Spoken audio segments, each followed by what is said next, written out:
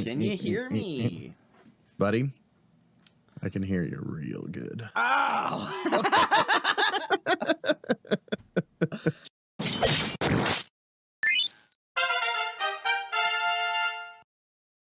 Ladies and gentlemen, welcome to Relaxed Retro Talk, episode 30! We did 29 of these. We're doing a 30th. Today we're talking about the fact that there's just so many games. Some Loads really of games. good, some not so good, but lots of games. It's hard to keep up, honestly, now with all the game releases. It's abnormal that there are so many games because I can't help but feel like we just got through a massive drought. Like for the longest time, there was nothing, right? Like very, very little, the odd game here and there. Most of them were sequels, right? Yeah, and now it really kind of are, but there's a lot of there's a lot of original stuff and stuff. Yeah. Like I'll take an inspired by over 15 or a re-release of freaking a game from OG N64 era. You know what I mean? Yeah. Which those are fine too, but it's just like throw them on the pile. Stop it! There's so many games. Stop doing it. There's so many games. It got to a point where I want to say before 2018, it was no games, right? So everyone was just playing retro games and their backlog and stuff like that. And now it's when are we touching the backlog? Let's go get it in there. Yeah, and it's growing at a rapid pace. I think we've reached a point where we have a lot of really good publishers. I briefly mentioned it on the last podcast, but Dukey's publisher company, Big Mode. Yeah. I thought it was Big Fish. Big Mode. Yeah. So and he specifically said look, I'm gonna do this thing, but I'm not gonna publish any games that I don't specifically like. And so because of that, it's you're getting quality. Finally, somebody who's releasing games for an audience that is going to actually like them, not just to try and make cash money. They're gonna make cash money. But that ends up being kind of making cash money due to success. I think they'll make more money that way, Absolutely. right? If they go out just to make the money, that's not how it works. You can't just go make. You just make money. Yeah, that's you have to pick it from the tree. You got that. You got Big Mode. You got Devolver Digital's always I think that's what it is. I think it's smart publishers now. It's just the publishers are finally waking up to realizing that they're getting nowhere by just trying to make the shareholders happy. I'm speaking, by the way, of companies that aren't like the AAAs, the Activisions, the Microsofts, the Blizzards, the freaking all of them, right? They all, dare I say, the Square Enixes, the Ubisofts, they suck. Yeah, they're not going to get the message, and you're going to get what you pay for. If you continue to support those companies, even though they're releasing games, it is what it is. Hey, I'm glad you found a game you like. That's as long as you like it, that's what matters. That's right. Your fun is valid. You're fine. Yeah. But even I gotta say, even maybe Square Enix is turning the old ship around. Dragon Quest III HD 2D remake just got announced this past week. I saw that, but I also fantastic, great news. I gotta say, I'm a little concerned on the price points that they decided to come out with. Right, so. It's going to depend on the game, right? You're a diehard Dragon Quest fan, so you're already in, right? But for somebody like already me, bought the $250 collector's edition. I figured as much. but I mean, for somebody like me, that's not I don't have any nostalgic feelings for the game. So I look at that and I'm like, well, there's no way the collector's edition's not for me, and that's fine. But you're going to charge me full price for a game like that, then you got to give me full price experience for a game like that, right? You can't give me what you gave me on the NES. It's got to be better than that. And from what they showed, it looks really good. But we've talked about it before. We don't buy games, except for this time for you, apparently. We don't buy games until release, right? And so this one won't be any different. I will wait until this one. The other thing I found with Dragon Quest games is they go on sale regularly. So since there's a backlog, and I'm in no rush to play that one. I'm excited Probably for just wait. you to play this one, actually. Yeah, because that one I'm actually going to basically give a good the issues go you through. had with the other version that you played are completely resolved in They're this one. supposed to be completely fixed, so I'm Yeah. looking forward to that. Dragon Quest 1 was fantastic. Yeah. That's great. Any improvements on that is just gravy. I'm looking forward to seeing what they're going to do with Dragon Quest 2 Yeah, I because know. How do you turn that around? Well, I it'll be really easy, didn't like honestly, it. because with 3, they're going to be adding like map markers, like showing like this is like where you should be going and Yeah, stuff. And so that would fixes like resolve all the most problems. of 2's problems. I think that honestly. fixes like 99% of my issues with Yeah. 2. Cave to Roan would be the only other concern that I have. But I feel like if you I did like actually a whole video on how they could fix up Dragon Quest 2 specifically in an HD2D remake. And my biggest, when it came to Cave to Roan, I was like, I kind of don't want them to mess with it too much, because that's kind of like, that's like legendarily the most difficult fucking dungeon, right? In like the series. And so I think what you do, and I said this in my video, but is you put like a checkpoint halfway through. Well, and here's the thing, actually, I don't think you need that now, because you've got auto-saving every floor, right? So if you die on that floor, you just try it again. Whatever. And that would resolve it. I don't need a like a rest zone. I don't need to be replenished. I don't need any of that. I know what I'm getting into, but finding the Cave to Roan was problem number 1, so resolve that with map markers, and then getting through it in one sitting. If they're going to be building out the game a little bit, checkpoints I think would be the right solution there. That would keep the integrity of the second game, the original game, back intact still. So I'm looking forward to it. They also said that 3 is the prequel to 1 and 2. So I'll probably play 3, but I mean, I can't help but feel for someone that doesn't know anything about Dragon Quest, that felt a little bit like a spoiler. Yes, and that's what I was gonna get into with like, because I was talking about earlier, like a few weeks ago, there was like a leaker who thought that it was gonna be all 3 at the same time. Right. Yeah. And I was like, oh, okay, but doesn't that kind of like ruin the spoiler of 3, right? And then it's like, but I didn't want to talk about what the spoiler was at the time, because we didn't know what was happening, right? Yeah. And now that it's confirmed, 3's coming out, and then 1 and 2 are coming out next year. Hopefully, I'm hoping in spring, summer at the latest, because you want to keep, while it's hot, you want to kind of keep them coming. Well, they'll probably be able to reuse the game engine, just replace the sprites and the map, right? Like, so I think I can't imagine it would be too bad to turn around a little bit. Yeah, and then but the thing is, like, there's still, people don't know what the connection is. Like, once you beat Dragon Quest 3, you'll be like, wait, what was the connection? And then boom. So I still think that's still gonna be there, but not to the degree it was. Not like it was. So picture this: you beat, and I don't want to say the part that's like still going to be a spoiler, but you beat Dragon Quest 3, and then after the credits, it says "to be continued" in Dragon Quest 1, and that was like, because the whole time you're like, whoa, is this that? Is this that? Is this that? And then at the end, it's validated. It's like "to be continued" in Dragon Quest 1, and you're like, shit, that's awesome. This was a prequel. Because you never expect that, right? You never expect. It would be different if it was like you played 1, and then 2 was a prequel, and then whatever, right? But it was like 1, and then 2 is kind of like a sequel. And then it's not a direct sequel because it's like 300 years later. Or it's whatever. Years later. Yeah.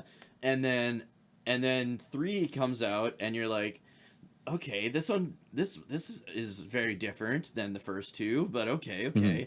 And then you're like, oh, maybe this one doesn't have as much to do with it, and then it connects kind of near the end.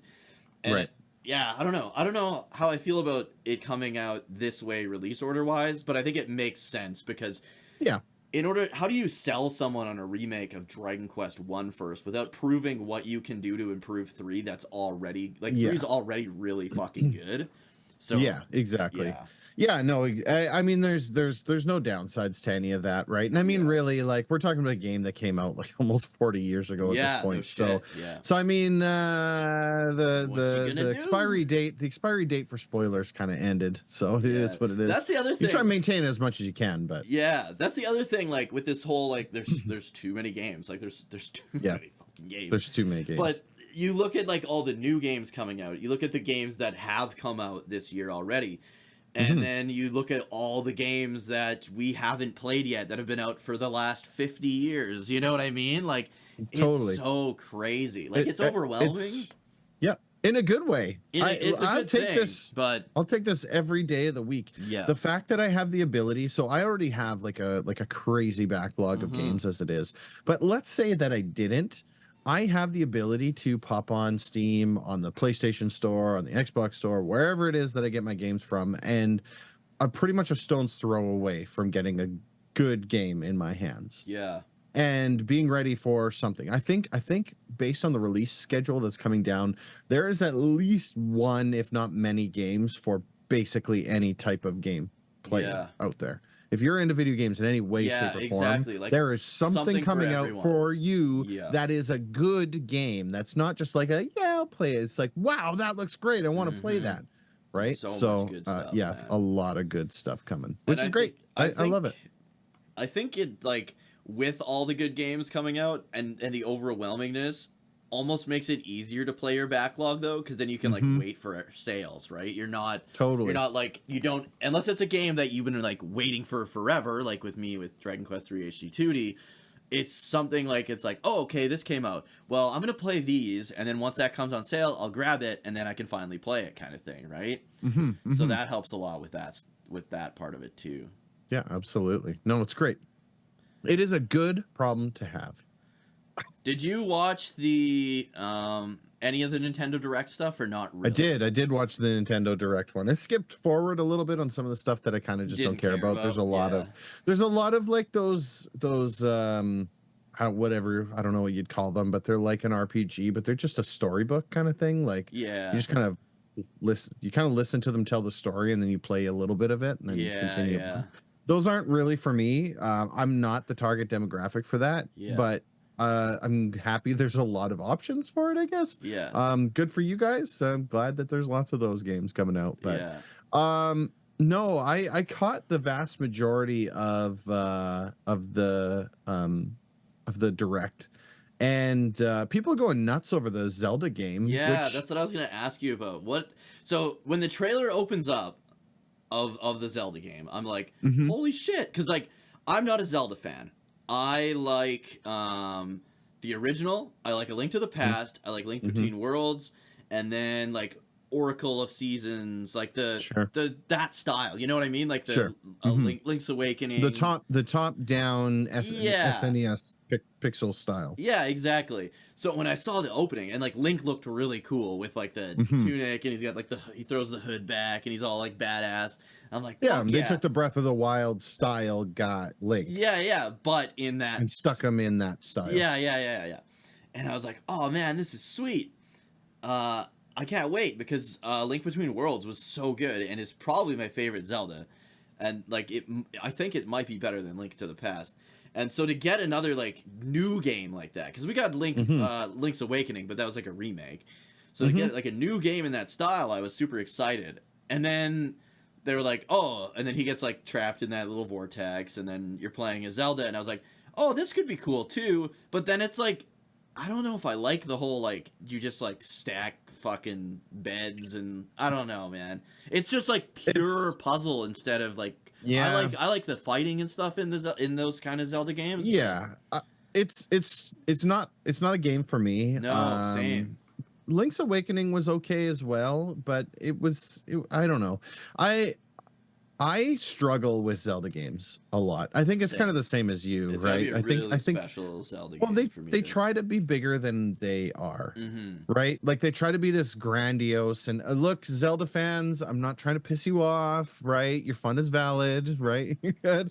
What I mean is that Ocarina of Time, Majora's Mask releases on the N64, and it goes right.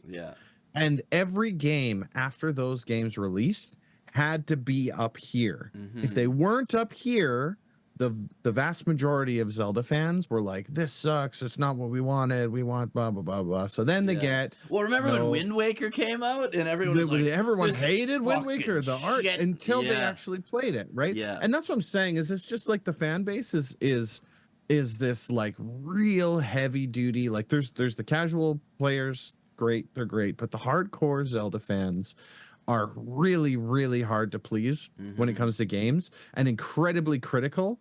And then the game releases and it's the best game on the planet. Best like game ever no made. other Yeah. game ever compares to it whatsoever. Every time. Right. And so I've burnt out on Zelda games because I'm not a 3D platformer person. Same. So and then and let there, alone a 3D died. platformer with a character who can't fucking jump.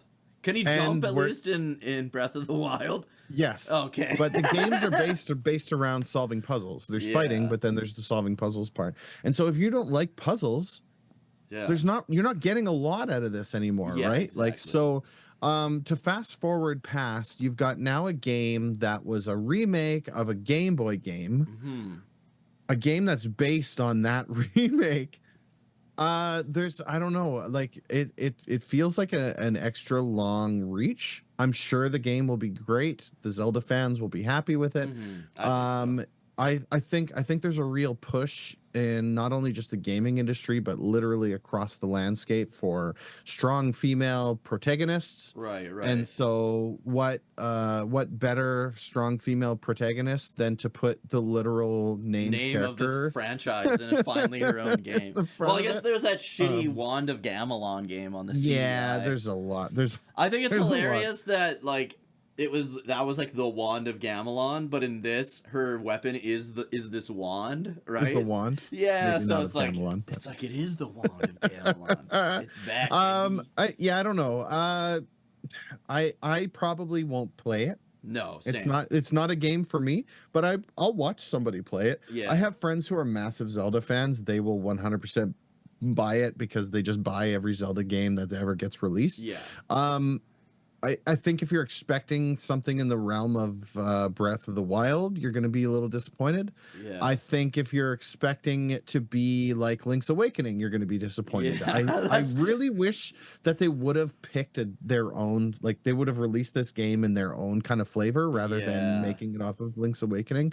But with that being said, and I mentioned it before when we were talking about the Dragon Quest games, they're probably easy enough to use the video game engine and then just replace some things, reorganize it, and send the add game out. assets to like a what do they call it, like an engine and everything, and then you got a new game.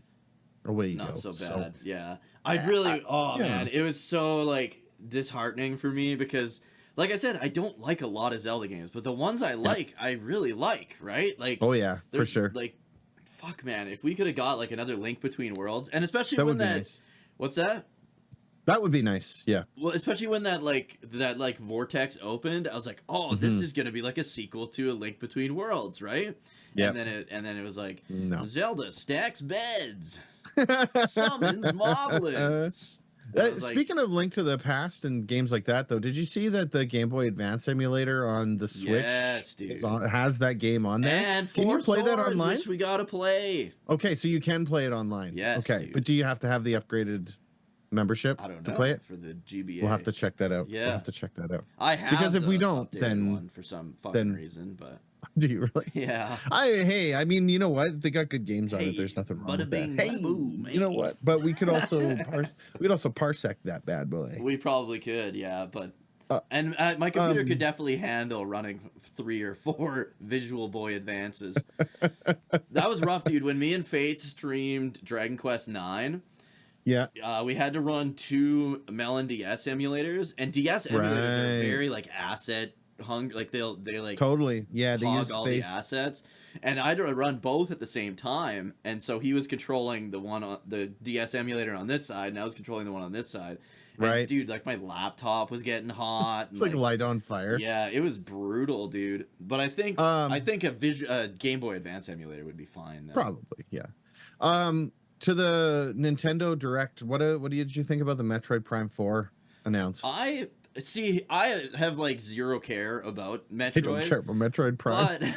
But I will say that Metroid Prime, I looked at it like Half-Life 3. Like I thought there was no chance. I figured this was done too. Was ever coming out. Like I figured they would like remaster and remake them into the fucking. Like they did. Yeah, they did make them again. Yep. But I honestly thought like, okay, they're not gonna ever make a Metroid Prime 4. So I'm very happy for the Metroid fans. Yeah, way to go, Metroid Anyone fans. who likes bad Everybody games, gets games. if you like bad games, you got another one. No, just kidding. But I can't get into the Metroid games. Prime was well received. It's just not a game for me. Exactly. I played the Metroid Prime for like 10 minutes on like the GameCube, and it controls really weird on the GameCube. That's so mazy. And they're all so mazy. Yeah. Like, you gotta turn into a little Metroid ball and you roll your way through tubes, and then you gotta get through a door and you gotta It's roll really it. I would say Metroid Prime is really fun to watch though. It's fun to watch, but yeah, that is not not my game. There's a lot of games that are like, we could probably do a whole fucking podcast on games that like I don't like to play but like to watch people stream. Right. We'll do that. I'll write it down and we'll do that for the next episode. Okay. Because I don't. Otherwise, I'll keep talking about it and then. And we'll never get to the Xbox. Yeah. The poor Xbox. I don't know. The only other thing that I'll mention about the Nintendo Direct, the Mario and Luigi game looked pretty interesting. It looked fun. If you like Mario. It looked like one of those games that you could like throw down with a buddy, right? And then other than that, it felt like a lot of games that they're ripping from back catalog. So they did the Marvel vs. Capcom kit. Ooh, I'm excited for that. Because there's a lot of like those old like X-Men fighting games. And then the Punisher beat 'em up game. They really jumped in on Punisher arcade game there. Hey, they were like, battle it out with your buddies, or play Punisher. It just felt really hammered in there. Like, me and Faith streamed that game like 3 weeks ago, man. It's a lot of fun. It was fun. I enjoyed that game. That one was great. They announced a new Mario Party game, which great. It's Mario Party. I don't know what to tell you, dude. Here's my want to hear my little conspiracy theory on the Mario Party game. Hit me with it. Yep. So we're nearing the end of the Switch's lifespan, right? Oh yeah, any day now. Yeah. So because they're coming out with like the Switch 2 or whatever it's going to be called. Sure. So my theory is that they've got a warehouse full of fucking Joy-Cons, and you know for a fact the Joy-Con, the most fragile fucking Fisher Price fucking controller ever built, is not going to survive Mario Party. No. So they're just trying to fucking break as many Switch Joy-Cons as possible. So people are having to buy their kids new fucking Switch, half a Switch Joy-Con for $120. You gotta burn through a Joy-Con like it burns through your hand. Mario Party is a fun game. Yeah, it is. It is not a game that I buy. No. It's a game that like someone's like, hey, I got Mario Party. You got one friend out of a group of like everyone on the planet, and you're like, they invite you go over there one night, and then you never play it again. Yeah, exactly. I have Mario Party 2. I think I've played it twice. I have Mario Party 2. I will say that I enjoy. I like the fact that they put it online, because now those Mario Party people can play with themselves. Oh yeah, I guess. Right? Hey, like, I've never heard of like Mario Party. I never even thought of that. Was the Wii one online? Do you know? No. None of them were online up till the last one. So this new one's coming out is online, but the last one was the first one with online features, if I remember correctly. Mario Party. Oh, I guess if you're in like Discord chat, I guess it would still be fun. You wouldn't be able to just imagine Mario Party not with no voice chat, no voice, and just like. Like, where did all my stars go? Where the fuck did all my stars go? Like, you need the banter is like 99% of Mario. That's the fun part of the game. Yeah, like that like time when you Dustin Finney. Yeah, dude, that was so much fun. And Bubs was with just the like, Mario heads looking up and down and stuff. And like, dude, that was fuck. I felt so bad for Finney because we were like all locked in, and then Finney would choose a side, and then Bubs would just change it. And like it would let him. I don't know if that minigame's broken or what. No, it's supposed to be that way. All the mini games are there to piss everybody off. Yeah, how they work. It's like Monopoly. Everyone goes in best friends and can't. Oh yeah, no. Mario Party angers up the blood. Yeah, that is. I used to play the slow game, so I wouldn't win any stars. I would just wait until someone was winning, and then collect coins. And then as soon as you get towards the end of the game, you just start spending the coins to steal other players. Yeah, that's what my wife did. then and then you win at the end of the game, and then everyone hates you. Dude, my wife and I were almost never dating anymore because of that same situation happened. I was like doing really well. There was like 4 of us, and I was doing really well. I was in like second, like kind of neck and neck for first and second. Sure. And she took all my fucking stars. There's fucking no, you 2 don't other go people in the room. No, yeah, but you don't go after first place because that puts a target on your back. If you steal from the lowers, you catch up to first, and then you make your kill shot. I got so mad. Like fucking Mario it's a game Party, within the man. game. Mario Party is terrible, and I don't recommend you play it. Evil in everyone. And I play it like I don't do that ever. I've never stolen shit. I just try to win it. Oh no, honestly. I steal so many. Fuck. I'm not fun to play Mario Party.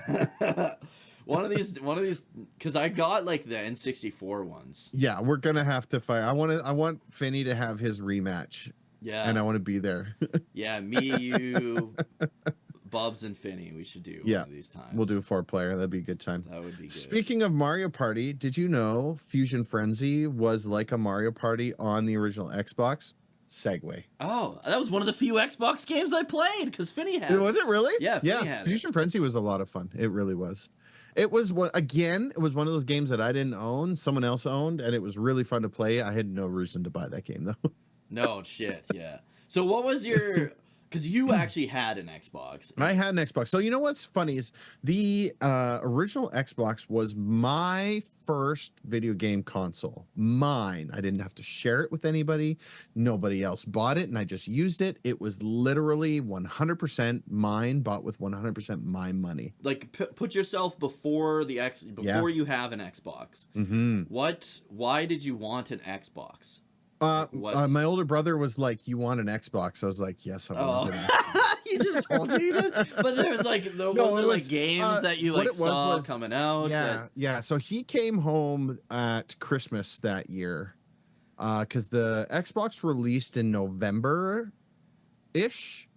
I might be wrong there, but it was around that November-ish 2001. He got a launch console, and I got mine like January, and he brought his Xbox down at Christmas, and he was playing Halo, and I was like, I need to play this game. Right.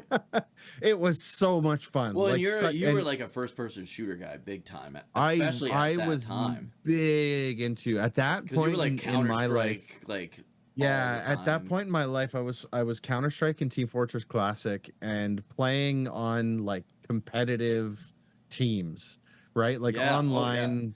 Competitive teams, and so when I saw Halo, I was like, I have to play this. This was so good because he brought it down. We played multiplayer on it. It was like nothing I've ever seen. And that type of game didn't exist on consoles. No, it didn't. No, like that. It was amazing. How did the controls feel? Because when so good. That was like the first. It wasn't the first game that used that control method, but it was the one that definitely cemented it. It did, yeah. So it's funny. Halo had multiple control presets built into it. So it had a Call of Duty preset. It had a Battlefield preset. It had its own default controls, and then you could customize the controls. So if you were coming in from another first-person shooter on the console, you could basically copy and paste your control set to so it. They would make it work for anyone. But by default, it was 2 sticks right off the hop, right? It wasn't like GoldenEye where you used one stick and you just kind of aimed wherever you were looking, which made it hard. This one here was great because it allowed you, it trained you immediately to use that second joystick, and it's just natural to look around with that one, right? It takes a little bit to getting used to, but I mean, you could hand that control to anybody and they'll get the hang of it pretty quick. And so 2000 and I think January 2002, I got my Xbox, and like I said, that was my first console. Up to that point, every single console I had either was owned by my older brother or shared with my younger brother, right? Like there wasn't anything that I had that was just mine because I didn't have any money, right? Like I was working a job at this point. I had some money, $500, and I got myself an Xbox and Halo. So when he was telling me about it, because I was looking at the PS2, and I had mentioned this, I think, in the last one. the reason why I liked the Xbox is it had the hard drive built into it, so you didn't need memory cards. Right. But they sold memory cards. Yeah, I was gonna say there was memory cards though. Oh right? yeah, there was memory cards. And what memory cards would do is, so you play Halo, you create your character, you customize your character, you save it onto your memory card. You take your controller to your buddy's place, plug your controller in, you've got your character. Oh, okay. So it allowed you to like create save data and put it onto that thing and carry it. Where did the memory card go? Did it go into the top console? of the controller? Oh, There's okay. two Like the slots on the top of the Dreamcast? controller, exactly like the Dreamcast. Oh, okay. The Dreamcast had a window on the controller. Yeah. But the I wish I had my original still. But the original had two slots in there, right? And so I always wondered why there was two slots on these controllers. It never made any sense to me until Xbox Live released, right? They designed the console to work online, but they didn't have the whole thing functioning until the next year, until 2002. Oh, right? okay.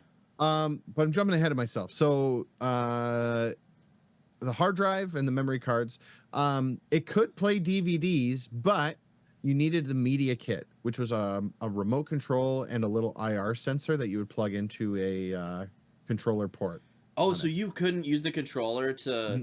Oh, that's no. so weird. If you stuck a DVD in, it would boot the DVD, and then it would say you need the DVD media kit in order to play this. That's super weird because the PS2 was already doing it with the controller. 100%. So... Which was a stupid thing that they they should not. When it got to the 360, they got rid of that. Yeah. Right. But that was one of the dumbest things that they could have done. Right. Yeah, I don't know no why doubt. they chose not to do. I don't know anyone that ever. They wanted used to sell controllers, probably. Yeah, I don't know anyone that ever used the Xbox to watch DVDs. I know lots of. Did you? I know lots of people that used the PS2, but yeah, I still use my PS2 to watch DVDs. Yeah. Nice. I didn't get my PS2 until 2003-ish. So when I was watching DVDs, it was in my Xbox. I had that media kit. It was only like $30, I think it was, for the remote and the sensor. It was still stupid that you had to buy it. Yeah. That was the dumbest thing, but it is what it is.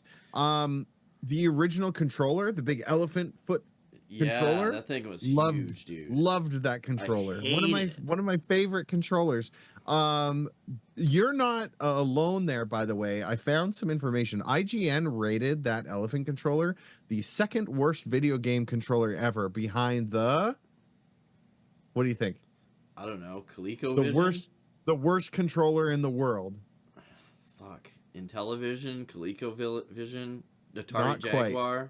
Yes. They're all bad. The worst. The Atari Jaguar was the worst, followed by the original Xbox controller, that elephant one. It was huge. It was a massive... Dude, I couldn't even reach the fucking upper joystick. Dude, I love it. My hands never fit a controller as good as that controller did. But with that being said, I think it was the year later they released it in Japan first, because the Xbox, the Xbox was not doing well in Japan. Yeah. They hated that controller, and then so what they did was they released the controller S, which was the smaller one. Right. Kind of like and what then the they Saturn made that did the standard here, because the Saturn they had the big one, and then they went to a smaller. And so that was the predecessor for the 360 controller. So if you hold an Xbox S controller and a 360, they're pretty side by side. They're pretty close. There was a couple. They had a white and a black button on the Xbox controllers that they got rid of. They were just extra buttons. Not oh yeah, I remember that. White was like start, kind of, wasn't it? But not really. Kind of, sorta. Yeah, it was just, well, it had a start button. It was just they were just extra buttons. Yeah, that you had, and they were like, were they like down, kind of? Yeah, they were down in the bottom left, which was really weird. That was weird. I mean, hey, you're gonna swing, take a swing, I guess. So, I guess, yeah. I mean, it wasn't hurting anybody being there. Yeah. Want to know my favorite feature of the Xbox that I don't think any other console has done since then? Maybe the 360 did, but I don't actually know if it did. So Finney and I, probably the first Xbox game I played, and the one we played the most back then, was, I think it was like Jet Set Radio Future or something like that. Oh yeah, great game. And we would play the shit out of that. But what we would do is, I don't know how you do it, but we could just play our music. Yep. During the game, like that was to me that was cool as shit. Yeah. So what you could do with Jet Set Radio Future is, did all games allow that, or just certain ones? I think it was just certain ones.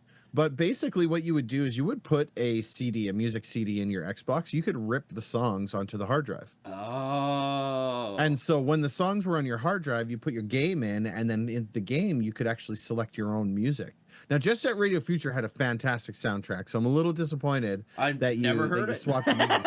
Oh, there's a song. It's like, "Hello, Allison. I'm gonna dip my hand." It's like this whole song. That's too bad. It's like aisle 11 or aisle 10 or something like. We need some cleanup on aisle 10. It's a whole thing. Man. It was a good. Sega games always really had good soundtracks. Yeah, so absolutely. It was really, really good.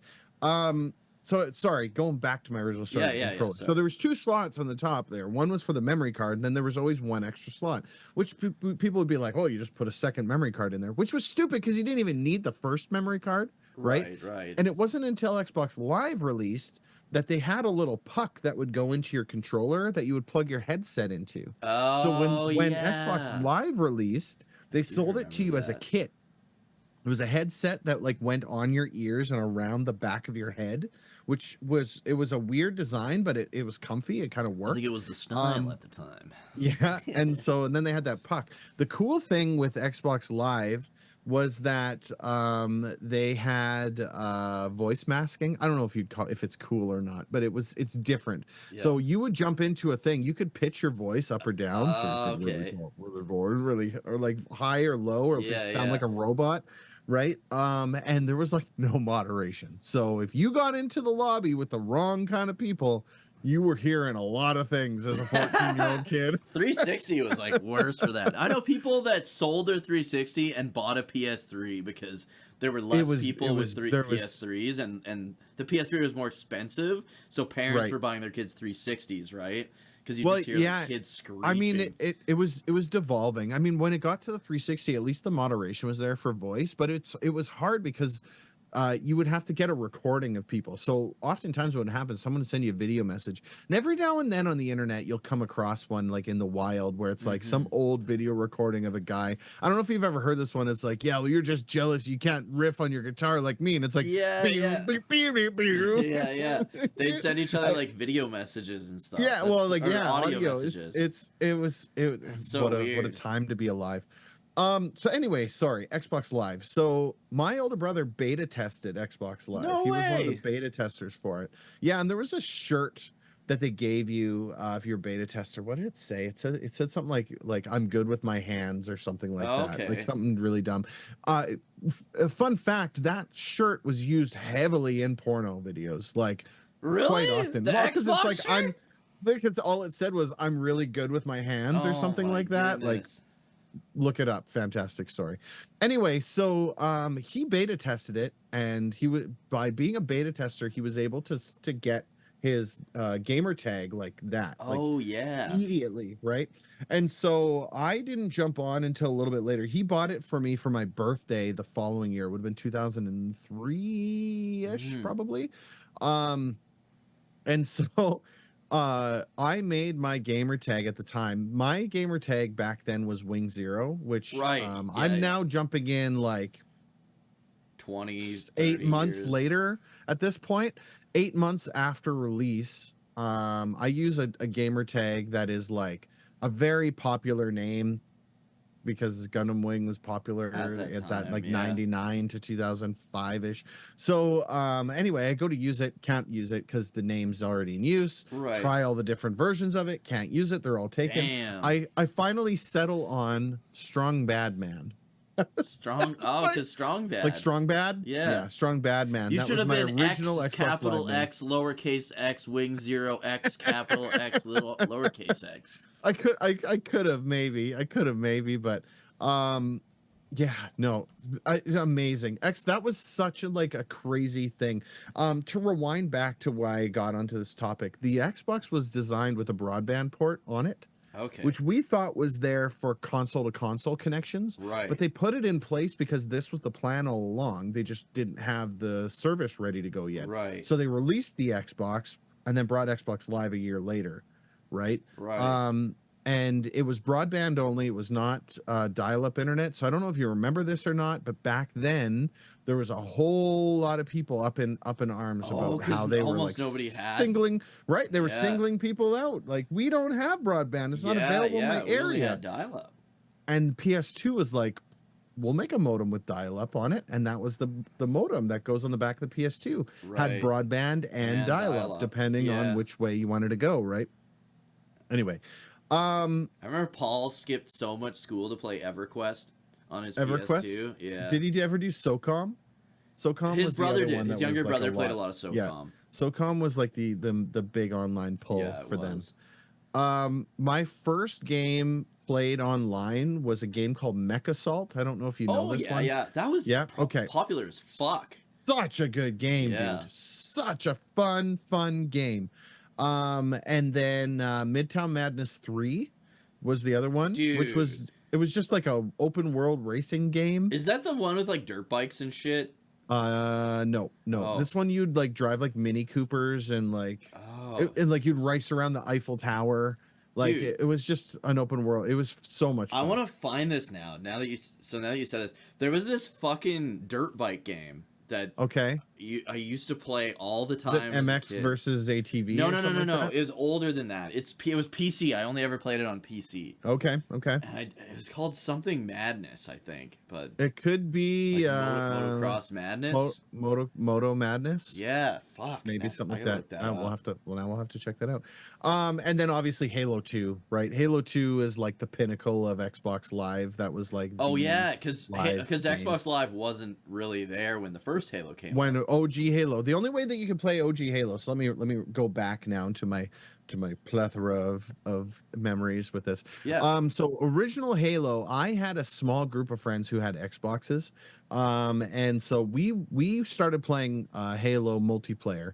And so we didn't want to do split screen 1v1. We wanted one screen versus one screen. So what we would do is our one friend Jesse, right? Yeah. He had this big long basement. Yeah. Huge. I was there one time. Right. Yeah. One time or two times.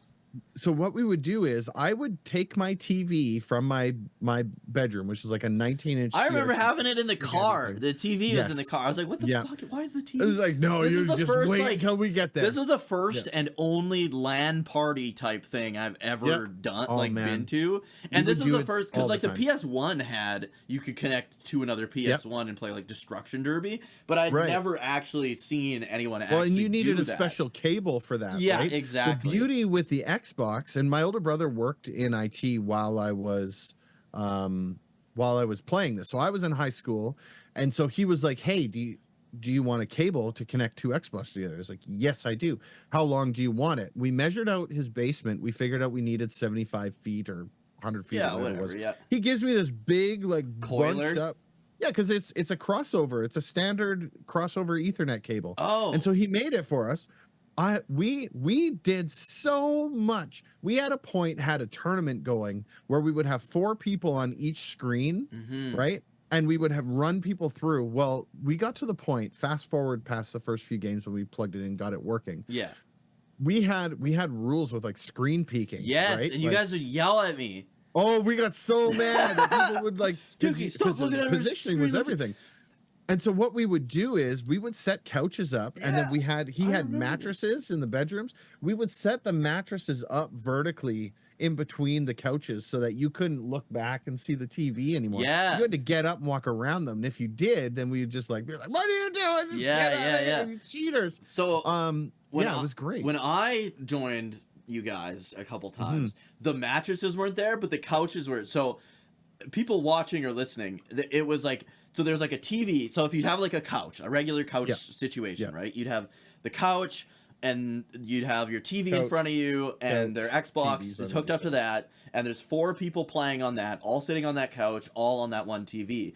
But then immediately back to that couch was another couch facing the opposite direction with another TV hooked up, 4 people on that couch, 4 people watching that TV. Yeah. Now, you didn't have a mattress at this point, so I was like peeking over my shoulder and he's like, "Oh, there he is." And I wasn't good at. I'm still not good at first-person shooters. So what I would do is I would tell the other people on my couch where you guys were, And you guys were like, fucking stop, he's screen looking. And I'd be like, how do you know I'm screen looking? If you aren't looking this way, you can't tell I'm looking that way. It was so good, man. It was. I didn't know you guys had like ended up fucking putting up a barrier there. Yeah, we stood up dude. mattresses in between there to prevent it. Man, I gotta like that is like top tier gaming memories for me. That is like some absolute. That's 22 years ago, man. Yeah, it is. Like it is insane to think about how far we've come from that point. There was no internet on the console at that point. No. So when you're playing online, you're in person and there is no replacing you. You can I could be sitting here connected to my game, talking with all of you guys, playing our game, and it is nothing compared to having everybody in the room, guys in a room playing this game, all connected in at the same time. It was some of the most fun gaming I've ever had in my entire life. And I think it was even better, like, because not necessarily being friends with everyone there too, I think was actually added to it. Because like I knew you kind of. I don't know how I ended up there, honestly. Because like I knew we would have just been hanging out. I knew Jesse. I knew Dustin. Probably Tim. Was Dustin in that too? Okay. I knew Jesse and I knew Dustin.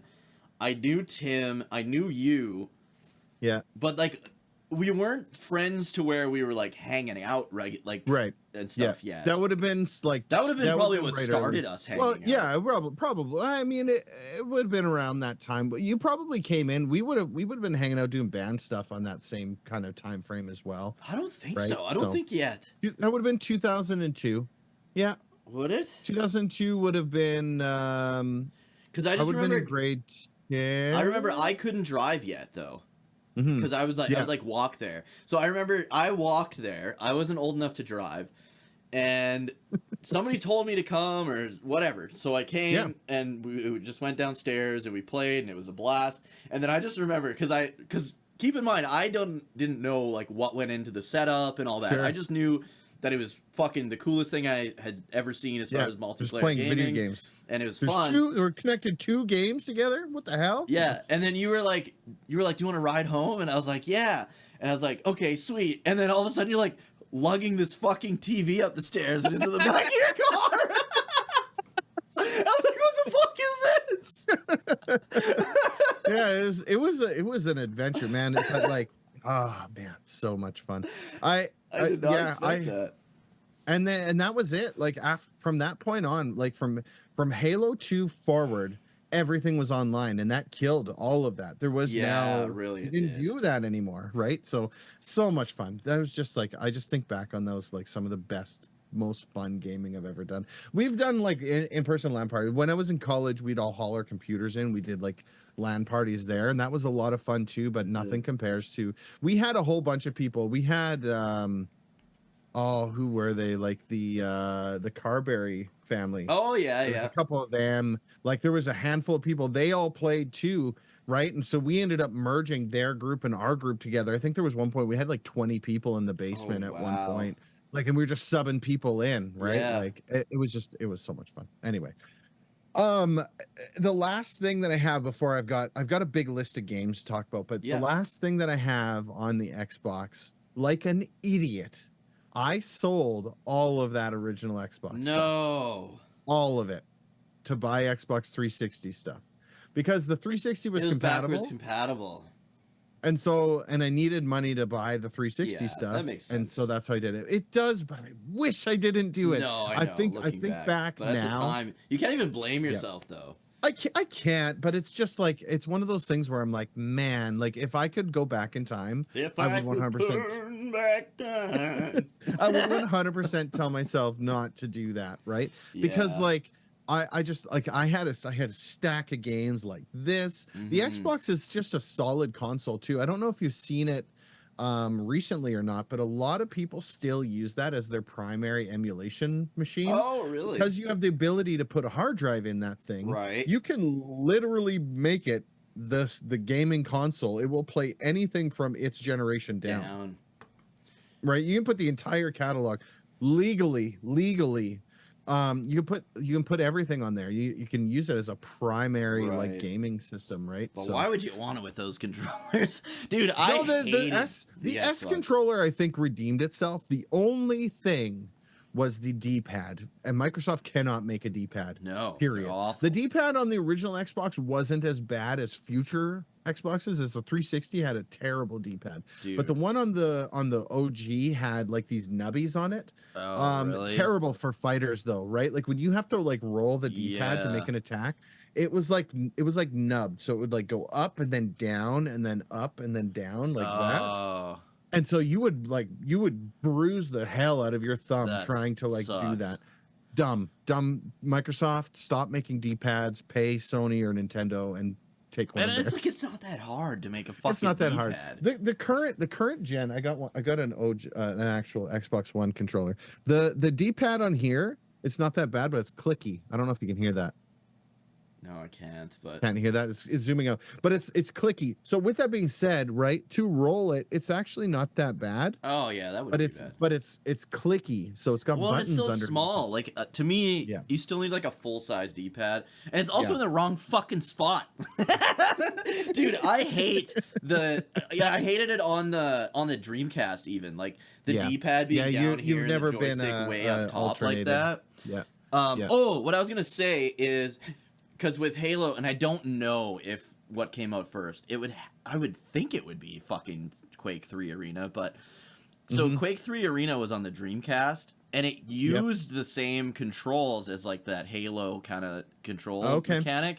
But you don't have two joysticks on a Dreamcast controller, so it used the fucking face buttons as the joystick.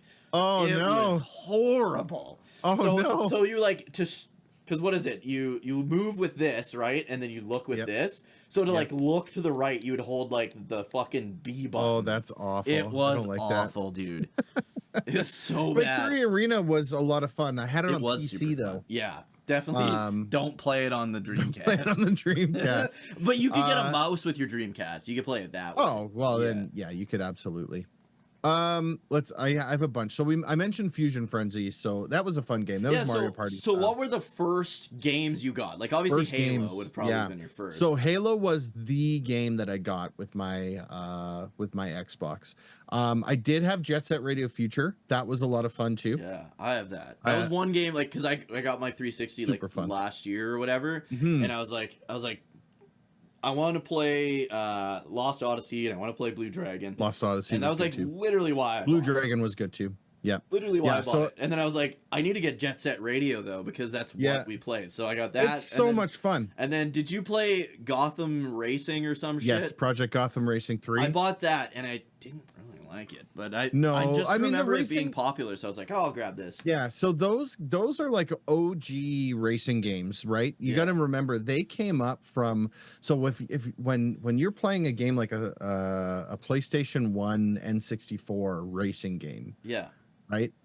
That's what eventually led to like Project Gotham Racing, right? Ridge Racer. Project Gotham Racing. And so when you play games like that, you keep that in mind. It's like and the Gran Turismo of Xbox, basically, right? Kind of. I mean, Forza Motorsport 1 was released on Xbox. That was the original Xbox? Late, though. Yeah, it was OG Xbox, probably 2004, 2005. It was up against Gran Turismo A-Spec. Okay. Gran Turismo 3 A-Spec. I remember you had I think you had the PS2 Gran Turismo, but it was like I did. It was kind of like not fun. Good. Yeah. I bought it because I thought it was like Gran Turismo 2. It was not like Gran Turismo 2. I mean, it was still a racing game. I was into racing games for a while there. Yeah. And then I kind of fell off. But I mean, like, so I had Halo, Jet Set Radio Future. I had Blue Dragon, which I didn't really get into, but I was at a point in my life where RPGs weren't really doing it for me. I had Morrowind. Oh, because that was a big Morrowind one on was a Xbox. lot of fun. Yeah, it was so buggy though, and I was really, really bad at that game. Morrowind requires you to be smart, and you can't just charge ahead, right? And so you have to like really pay attention, read the story. And I mean, at this point in time, 2002, I'm let's see here. 14. No, not even 17. I was like, I think 15, 16, somewhere around that age. And so I mean, not interested in that kind of stuff. I played my very first Dynasty Warriors game. That was Dynasty Warriors 4. Oh, okay. I had never heard of the game before. I saw it on a demo disc, an Xbox demo Oh, disc. Xbox did those too? Yeah, they had something called the official Xbox magazine or official. Oh, okay. Yeah, that's what the PlayStation, the PS1 jam packs and shit would come in the Yeah, PlayStation and so magazine. I would buy them, get a demo disc, and then they had this Dynasty Warriors game on it. It's so much fun. Just run through and just like whack, whack, whack, whack. It's just like I had no idea about like the history aspect of it. It just was a fun. They're game. just fun to play. Yeah, they are. Midnight Club 2. So some of the racing games. Those were popular. Remember that one? Too. Yeah. That one was a lot of fun. And the other racing game that I had was Need for Speed Underground 2. Okay, so that was like about when I got out of the Need for Speed games because I would play them on like the PS1. Yeah. Okay. Need for Speed. Yeah. So Underground 2 was a phenomenal game, right? But it came out at a time where like Gone in 60 Seconds and Fast and Furious was like box office. And so that was Midnight Club 2, Need for Speed Underground 2. There was another one too that was along the same lines.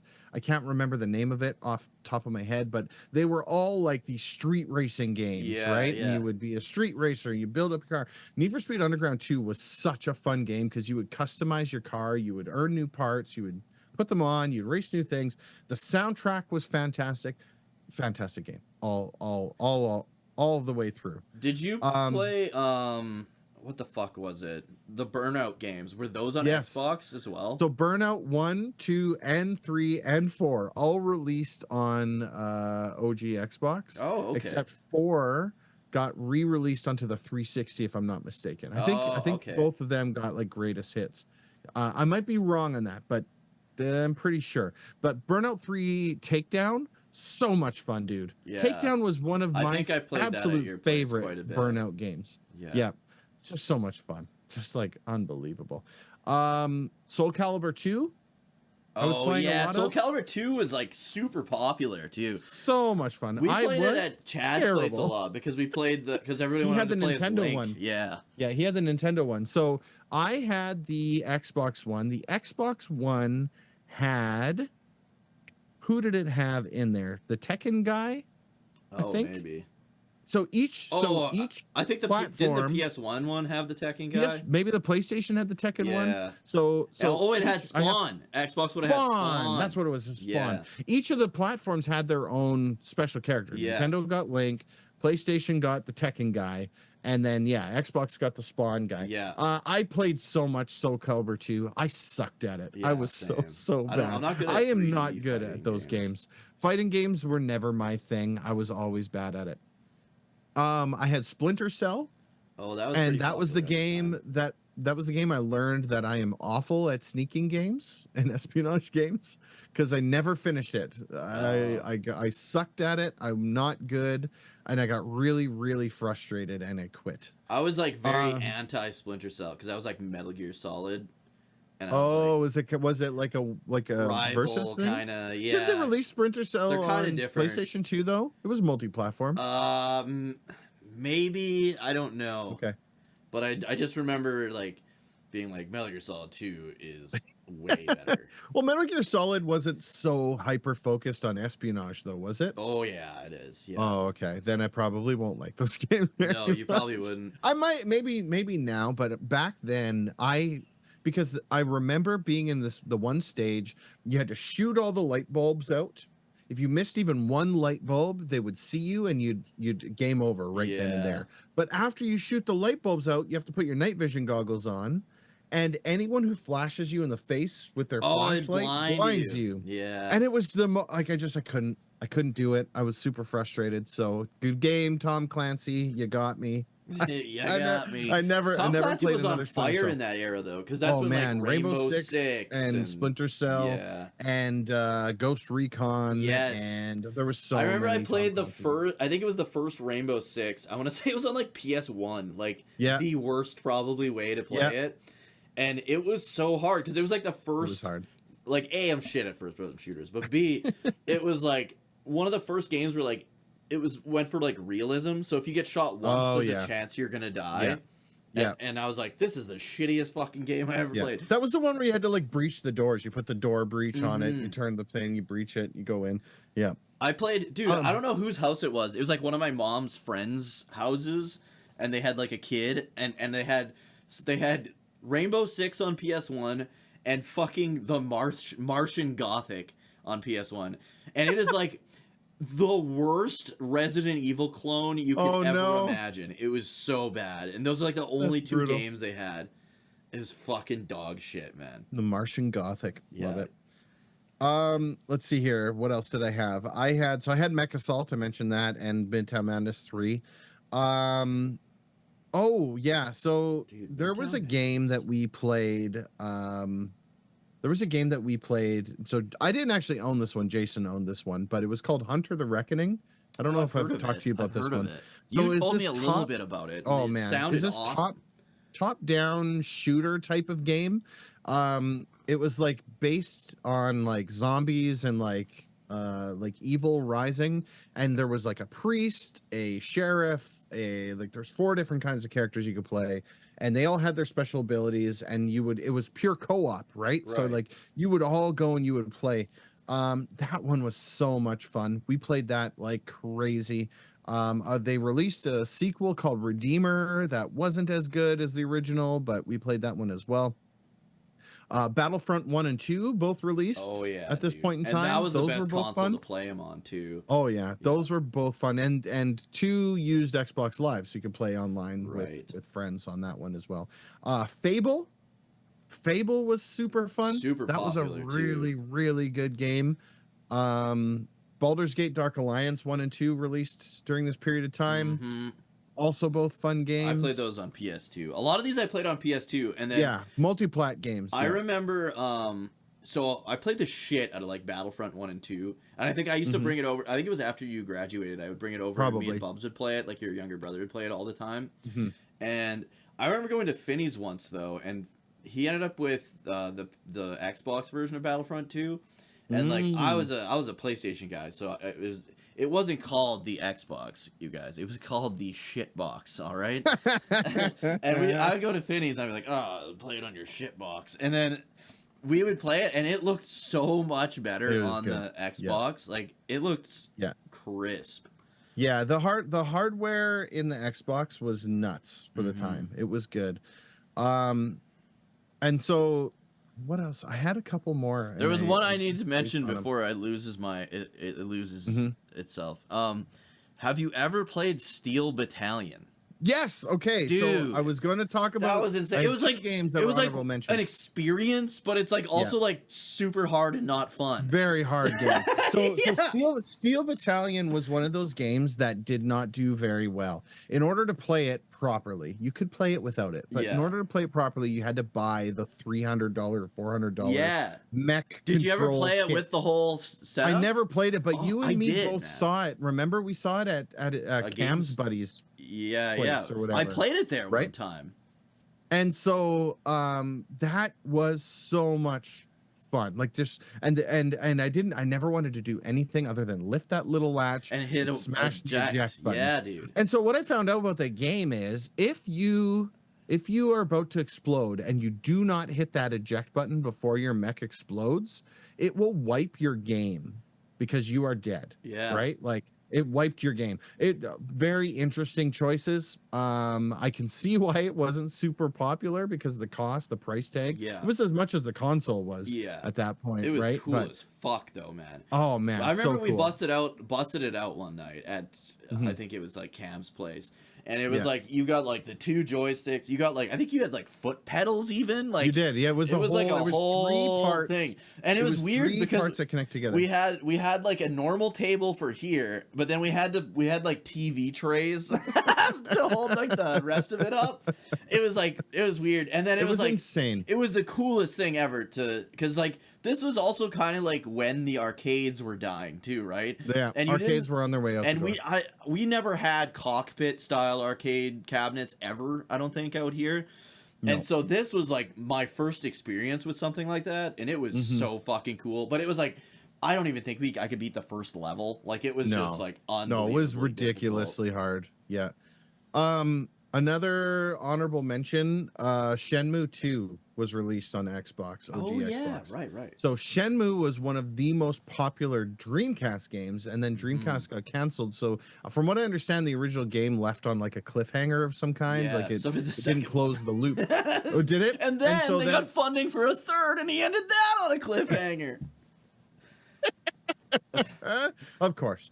And so yeah, so then they released the second one on the Xbox, and Shenmue was never my thing. That's quick time events. Yeah. And I don't have a reaction time good enough to play those games properly. But apparently it was a lot of fun. Yeah. It was like, I think they released it as like a combo on the Xbox too. It was like Shenmue 1 and 2, I think probably. they did it as. Yeah. Yeah, I mean, that was the thing of the time, is they had a tendency, and even now, they had a tendency to re-release games. And remember, they'd always do like greatest hits, and then you'd have like something else come out, right? But yeah, it's crazy. The every time I think about playing the Xbox, I'm reminded of being in Jesse's basement. Yeah, same. With playing those games, and Finney's with Loft. playing Halo. Finney's Loft. Yeah. Yeah, we did Finney. We did most of the time when we played games in Finney's Loft, though. I find it was GameCube. Yeah, well, it's because we played more had, GameCube, I think. But that would be because you had an Xbox and didn't have a GameCube, whereas maybe that's why. I didn't have either, right? So a lot of times it was Xbox. Yeah. I remember him showing me how to play Morrowind properly, because I was like, this is one of the worst games. Everyone was like, oh, this game's so great. Like, dude, I would get out for an hour and get killed and be like, this game sucks. Like, what was the one after Morrowind? Was that Oblivion? Oblivion. And Oblivion was on the 360. That was on the 360. Okay, that one was fucking huge. I feel like Oblivion was like the quintessential Elder Scrolls experience. Yeah. And then Skyrim came out and changed it, and now Skyrim is the Elder Scrolls experience. But if you look at Skyrim and you look at Morrowind and Oblivion, you can see how they like made it a little more generic, right? Oh, they took a lot of like the complexity out of the game. It a lot, kind of. Yeah, and I mean that just happens with time, I guess, right? They made it more accessible for like outsiders, but then it waters it down a little bit, kind of. Well, and it push their like diehards. The diehards will still go to Oblivion before they go to Skyrim, because it gives them the better experience. The modding community for the Elder Scrolls games, true Elder Scrolls fans play a Daggerfall. Dude, for real. The modding community for Oblivion and Morrowind is insane. I don't know if you've seen some of this, dude, but people have modded Morrowind into like a next gen title. Oh, really? That's cool. Like they change the assets out and stuff so that it's gorgeous. The only fucking, I don't know if it's Oblivion or if it was fucking Skyrim. I've never played any of them. Let's start with that. I've watched Finney play Oblivion, like on his Xbox something or another. But I watched him play Morrowind too, actually. But I think it was either Oblivion or Skyrim, and it was definitely on PC. It was just like a video I saw, and there's like, I don't know, there's some creature with like these big like fucking spidery arms that walks on like all four kind of things like this. Okay. And it's like he's like kind of jacked and weird looking. Anyways, somebody modded them all so that they're like skin, like, because you know how you can like get skins of your characters. Yeah. Their skins was the Macho Man Randy Savage, and anytime it was like in range, all you could hear in the background is, and then as it got closer, it'd be like, and then there'd be like 100 of them, and all you hear is oh man. It's like that's probably Skyrim. There are some kooky mods. There was one where they replaced all of the dragons with Thomas the Tank Engine. Really? And so you just have flying Thomas the Tank Engine. It's like doo doo doo doo doo doo doo doo. And you got this flying freaking train coming in. Oh my god. It's so dumb. So dumb and hilarious, but yeah, it is. I guess that's for our PC game talk maybe sometime. Yeah. But PC game's gonna be wild, because my era of PC gaming. How does it span? How do you choose? Yeah, there's so many eras of that, right? Yeah, but what did you ever play? There was like a Star Wars game, like an RPG Star Wars game on it. Old Republic would have been released. But there was one where you like played as fucking like Obi-Wan Kenobi or some shit. Oh, I really? think. Yeah. I didn't, but that was also because I had kind of fallen away from Star Wars at the time. I wasn't really into it anymore at that point in time. Yeah. But I played Knights of the Old Republic just like a couple years ago for the first time on, I think it was on my Switch, which is kind of weird. But it was really good, actually. And I don't... Yeah, it held up. That was probably the only... Because I've been playing... I started streaming Fallout 3. It's my first time, like, actually trying to finish and play through it. And, like, other than Fallout 3 when it first came out, and I got lost as fuck... Knights of the Old Republic is the only Western RPG I've ever finished in my entire life. Really? Yeah. Yeah, that was a really good game. And when you play that, and then eventually down the road play second one. Well, the second one, but if you eventually play Mass Effect, you can see the kind of inspiration, like how they eventually came up with Mass Effect. And then all of a sudden you can be like, oh, I see what they were doing. They made the Old Republic Star Wars game, probably didn't want to pay the license anymore, and made their own Star Wars game. Right? And so all the monies. Right. And so yeah, when you eventually get to Mass Effect, think back on your time with Knights of the Old Republic. And then if you play Knights of the Old Republic 2, right? Obviously it's getting closer to it. Straight up, like a lot of the engine is one for one, right? The dialogue choice, a lot of it. It's cool. It's really cool to see companies grow like that. And it's too bad that BioWare sold to EA. Are they actually coming out with a Mass Effect 4, or is that that's just what like they said? But they also released Andromeda, so there hasn't been like a trailer or anything for it though, has there? No. There was a teaser. There was a teaser of showing like Commander Shepard. But they didn't have any actual date or gameplay or anything. It was the Metroid Prime of 2 weeks ago. Metroid Prime 4 of 2 weeks ago. Yeah. where it's like they want to tell you that they're working on it. But the thing about Mass Effect is they sold their soul, right? Right. Like the company, like BioWare sold their soul and they got their money. But because of that, now they're mixed in, like when we talked about the beginning of the thing with Square Enix and Activision. Yeah, they're part of that. All the other companies. Well, because they're owned by EA now, aren't they? By EA, yeah. So I mean, everything is DLC, everything is add-on. Yeah. They plan a day one season pack with everything that they release. Andromeda released, and it was not good. The story was not good, and the story's not good in a game like that because you don't give the people enough time to iron it out. And you rush it out. When you rush an RPG, it's done. If the story sucks, the game sucks, right? Yeah.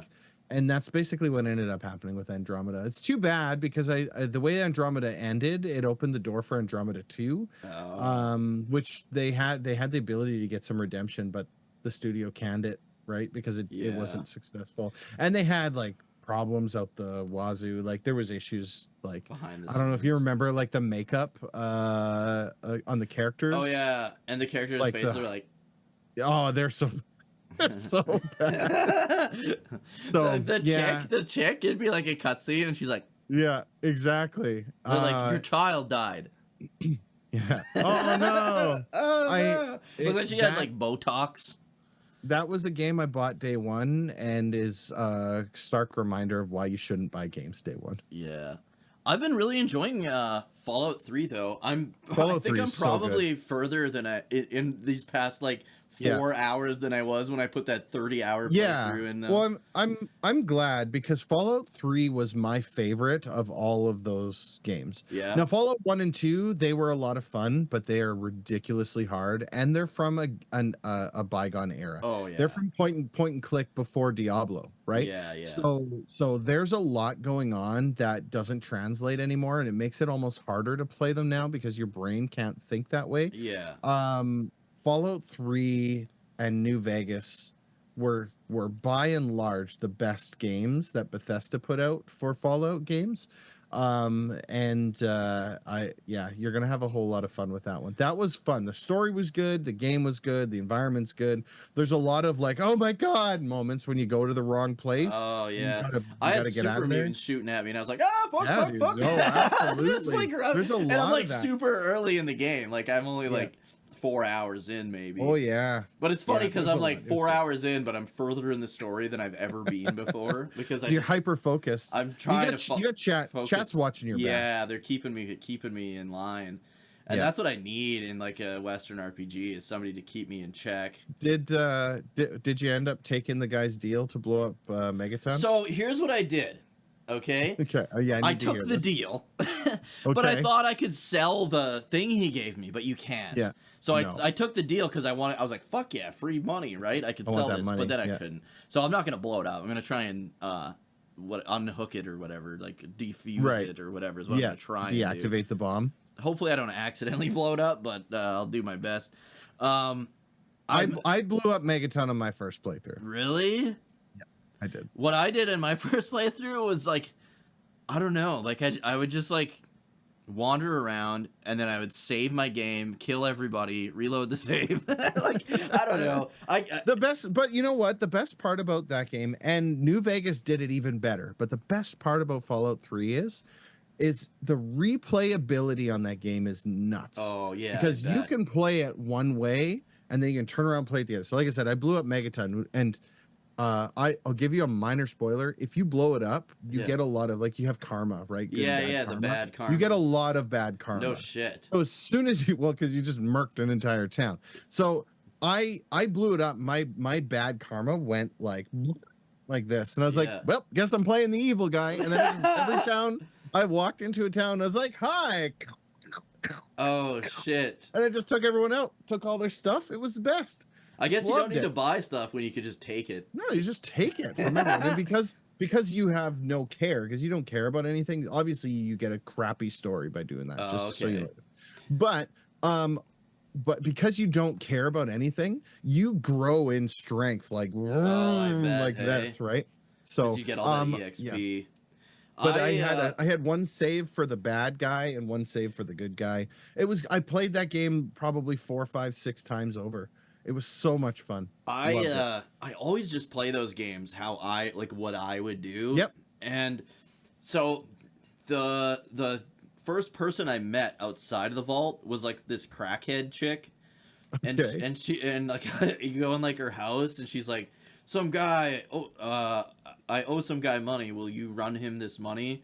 And I'm like, how about you give me the money and I'll just tell them you're like gone. And then she's like, oh, okay, thank you.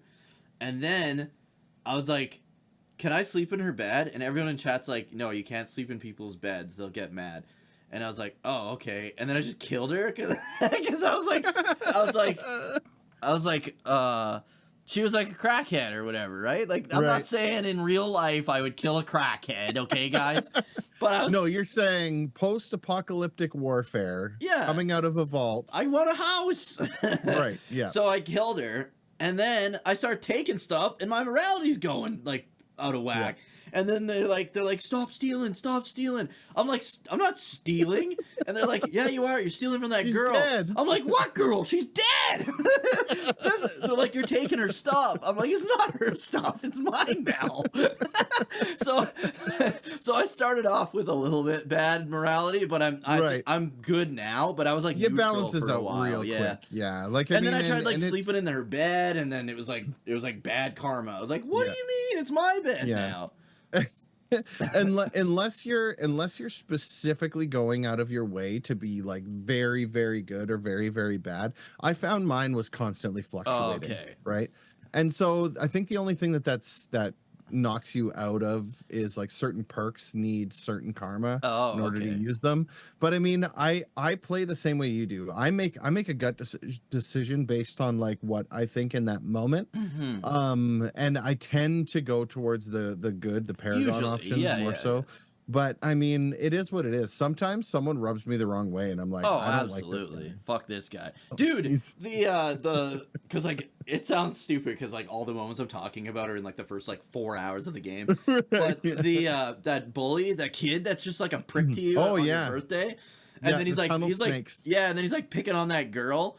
I just started beating the shit out of him and his buddies, and then they're like, okay, whatever, oh, stop it. And then his friends walk away, and I literally knocked him unconscious, and then I kept hitting him when he was on the ground. That's good. Because like you He don't needs have it. to He do that, deserved right? it. And then I did save his stupid mom at the end too.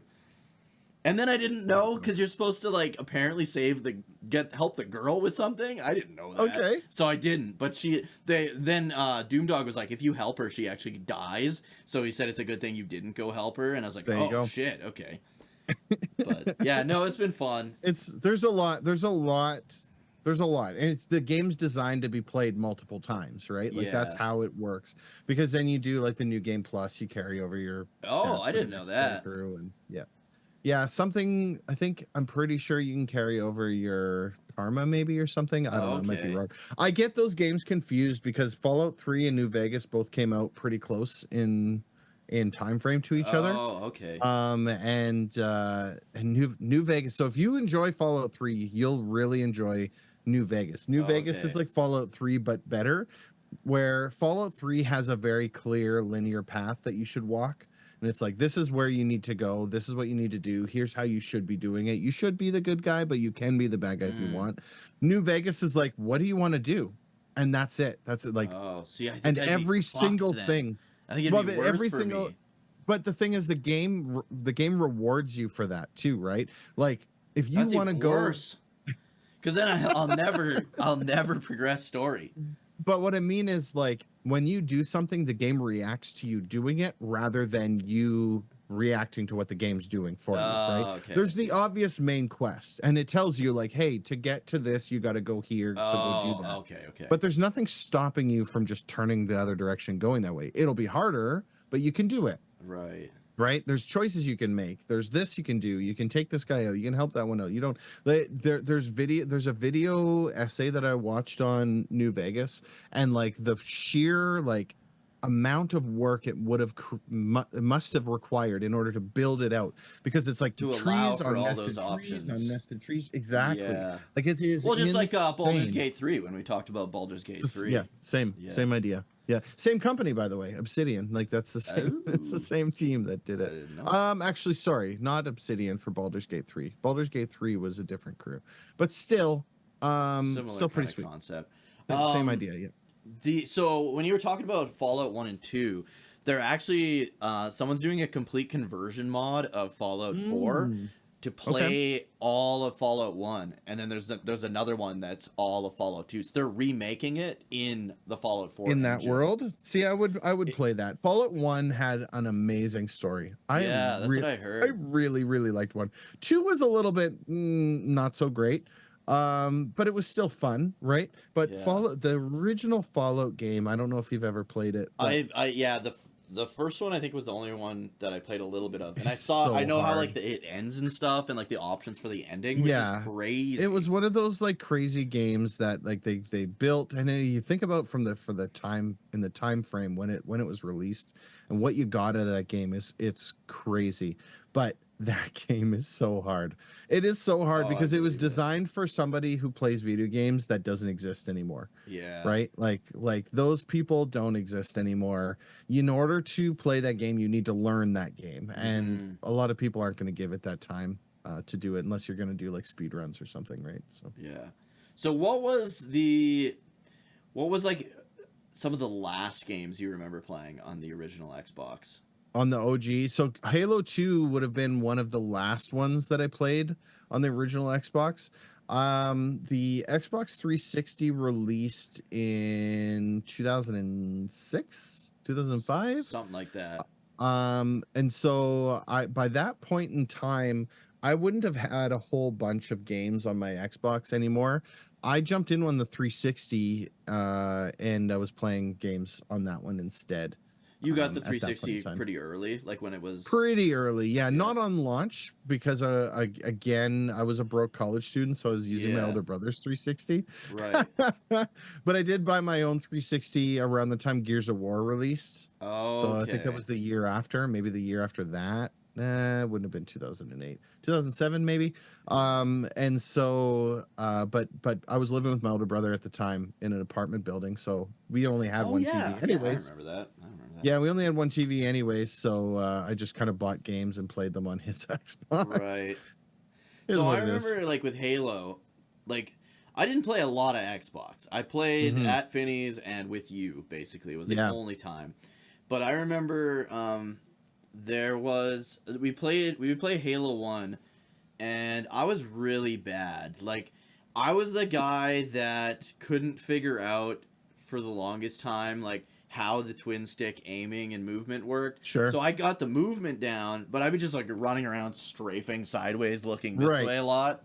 Yep. And so then I don't know if Finney came up with this idea, but we tried beating Halo without shooting, like as much as possible. So we would just like pistol whip everybody. Yeah. And that's pretty effective. And I was like way better at that because I didn't have to like turn to like aim really. And I just loved those little I don't know what they're called. I call them shark babies. The guys with the big fin on their back. Those guys those were the best.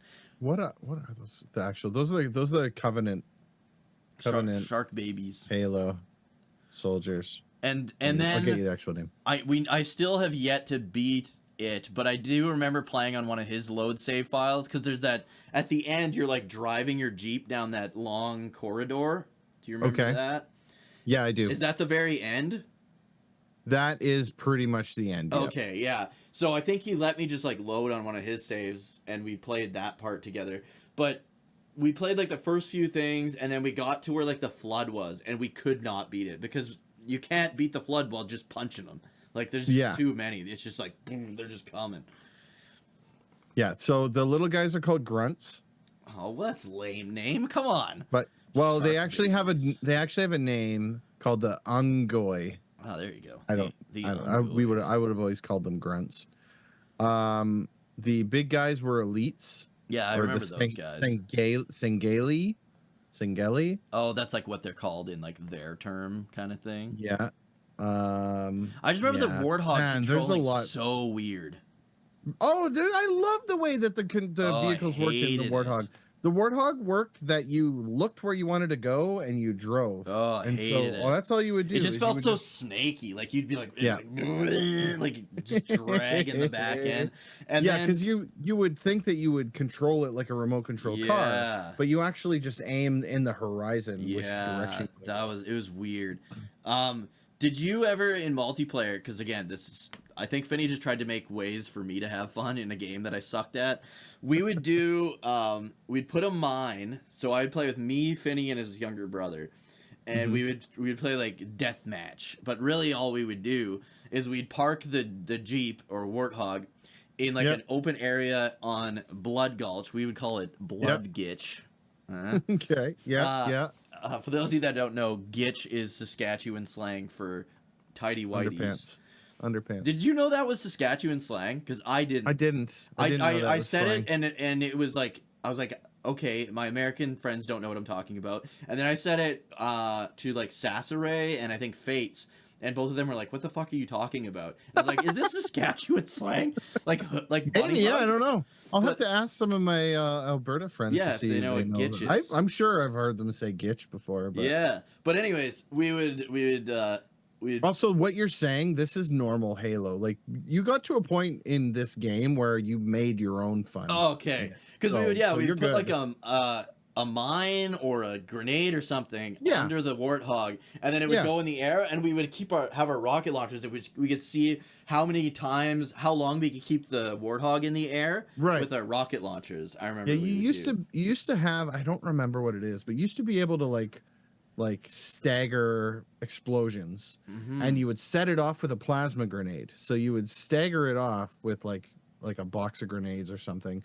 You'd throw a plasma grenade and it would pop up and it would be boom, boom, boom. And you could try and see how many times you can get the Warthog to flip before it falls to the ground kind of thing. Yeah, but we would shoot it with rocket launchers and try to keep it up in the air. Yeah, like you know how with like a balloon you'd be like, don't let it touch the ground. We would do that with the rocket launchers with the Warthog. Hilarious. All the time. Yeah, you got to a point where you played Halo so much you just kind of made your own fun with it, right? And then and then like achievements came out and we were like, oh sweet, there's gonna be achievements for this kind of stuff. But then like nobody really plays games like that anymore because now the achievements are like like legit things that yeah, you play probably through the should game do in the game, right? Yeah.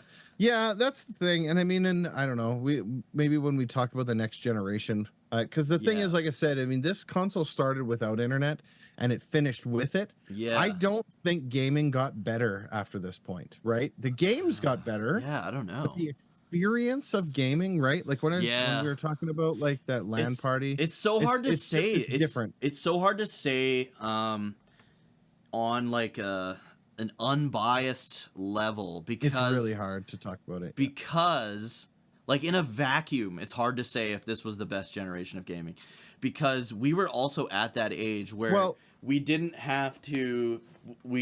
own a home. We didn't, you know what I mean? We didn't have to go to work. We could literally get home at like 3:15 right, and play video games till fucking 2 a.m. with our friends with zero responsibilities. Yeah. So is it that makes us think that tell us in the comments if you're watching or listening to this. Yeah, fill us in. Was it I want to hear your stories because I want to hear people that either were even younger than us at this time, like we were like anywhere from like 15 to 18 basically at this time, right? Yeah. And then I want to hear people that are like way older than us, like in their like mid 40s even, right? Saying like, was this the best generation of gaming, or is it because we were at the perfect age to do this kind of stuff? Totally. I don't know if I would say this is the best generation, but this is definitely where the drop off happens, right? From this point forward, gaming's not the same anymore, right? Yeah, like, that's true. I personally think, and I'm biased, but I personally think the SNES Genesis era that's your favorite is my favorite really generation.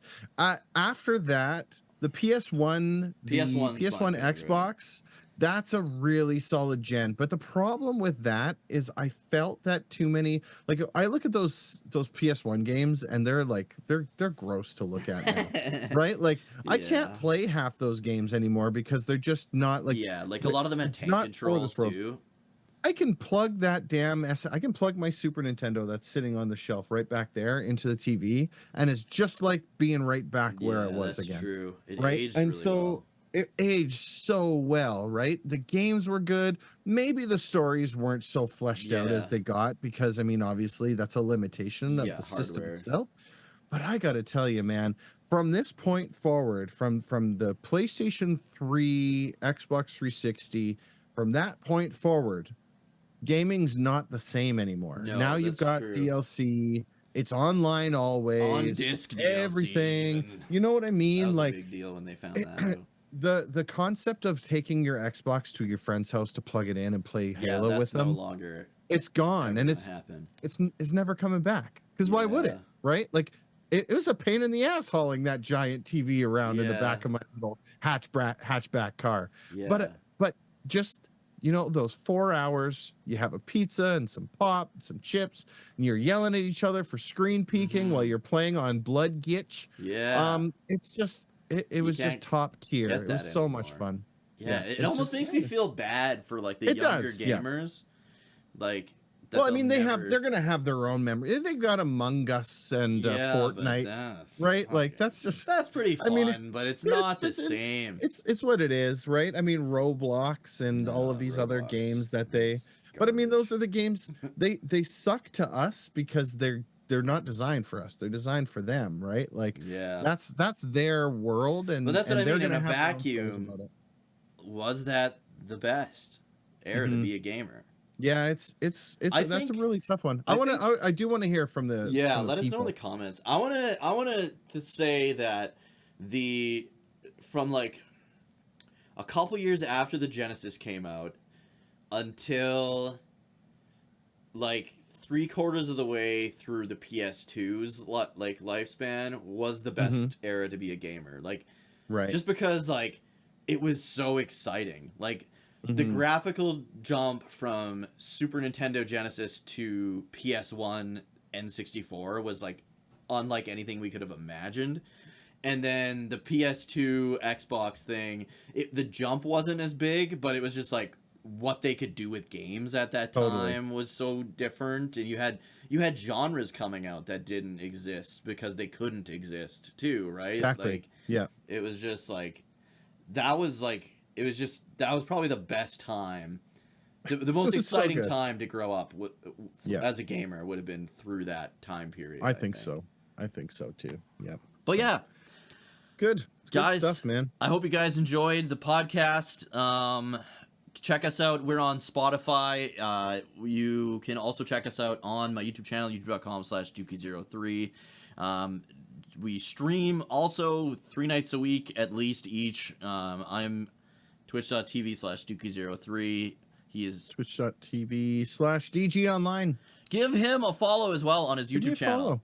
Ooh, yeah. So subscribe to his YouTube channel. We're trying to get so that because we want to set up so like he can dual stream to YouTube and stuff like that. Yeah. And you've got videos you want to make, but it's so hard when you start a new YouTube channel and there's like so hard, fucking 2 people subscribed, right? You're just like I think I need to get to 100 subscribers in order to do stuff. Yeah. In order to even name my channel. Like yeah, dude, it's youtube.com/dadgaming online. I don't think it takes you anywhere. So my YouTube is at Dad Gaming Online. You can find me there. If you send me your gamer tag, I just said. Sure, I'll send you the YouTube tag. I'll pin it in the comments of this video. Here, I will read out my channel and let's see how I do this, okay? Let's see. So it's www.youtube.com. Yeah. /channel. Okay. /uppercase U, uppercase C, uppercase C, 1 lowercase x L 1 W, uppercase U, 1 8, lowercase PS, uppercase C, 386, lowercase Q B B, uppercase N B M A. Rolls off the tongue. How can you not find it? Like, come on. But it's like YouTube went from like the world is your oyster to we're gonna put you in the garbage can and close the lid for now. Good luck, schmuck. Yeah, it's so bad, man. But yeah, it's tough. Everybody subscribe to his channel so that he can actually start making videos because you don't want to start making videos when nobody's gonna see the shit. Right. That's right. So, it's a hard. It's the chicken and the egg. Do you make the videos to get the people to come in, or do you get the people to come in and then you start making the videos? Yeah. Right. If it's a thing, if you're willing to do it, I do post shorts and stuff there. Mm-hmm. I have ideas for videos, and I will be posting things on there this year. That is a goal of mine this year to post. I tried one thing with like a D&D thing. And my D&D campaign's coming to a close, so I'll have a little bit more time than I have. That's true too. Now. You won't be working on that and so it's all good. Everything's good. Everything's great. I love being here. I love doing this podcast. And tell us all about your favorite games, Xbox games, your experience growing up with the Xbox, why you got the Xbox. If you're all in on the Xbox, I was a massive Xbox fanboy. I've since grown in my ways. I don't really care about consoles anymore. So, but anyways, guys, have a fantastic rest of your day, and thanks for watching and/or listening. So long.